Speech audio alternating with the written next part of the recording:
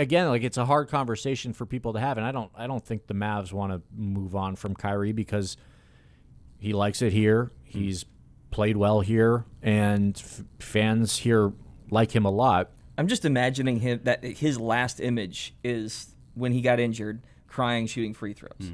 And crying is a little bit too brutal, but you saw tears in his eyes. Like that was the raw emotion of the moment. There's not and a everything. bit of shame in the fact that he was crying at the free throw line. Exactly. Not even a little bit. That was almost. But do you ever think about that injury is part of the reason why they have Cooper Flagg today? Sure. Yeah. Sure, to some degree.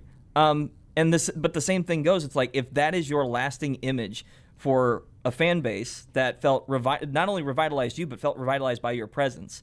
And when we were all talking about best backcourts in NBA history, and you had Luka and Kyrie 1-2, like to go from losing Luka to your last memory with Kyrie coming not even a year later, that'd just be a tough pill to swallow. And that's why to me it's like I understand Kyrie probably wants to be part of a real competitor next year. I would still want him to have one more moment with the Mavericks before he gets moved. Or For sure. I mean, we don't even know what they look like. Exactly. We haven't even had a chance to see what they look like. And now I've seen Kyrie do warm-ups toward the tail end of this past season, doing his pregame warm-ups, even though he isn't playing for the rest of the season. And he looks like he's getting back to full health. Like I really do think that if they and the extra recovery contending time for the playoffs, that it would have been a different story. But they didn't need to bring him back for any reason this season, and so you get a max recovery time with Kyrie, and with the advancements with medical surgeries now, a recovering from a torn ACL is not like what it was 15, 20 years ago. He can come back, and with that extra time, hopefully he comes back closer to the Kyrie that we know and expect.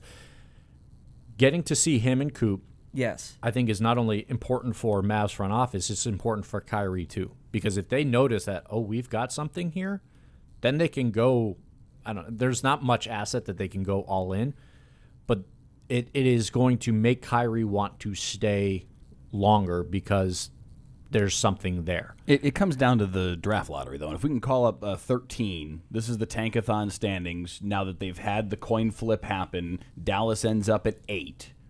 They have a 29% chance of ending up in the top 4. If you hit that changes things. Because now you've got Coop and Kyrie and fill in the blank, whoever that guy is that you get. And a starter. Definitely. And a starter. Definitely.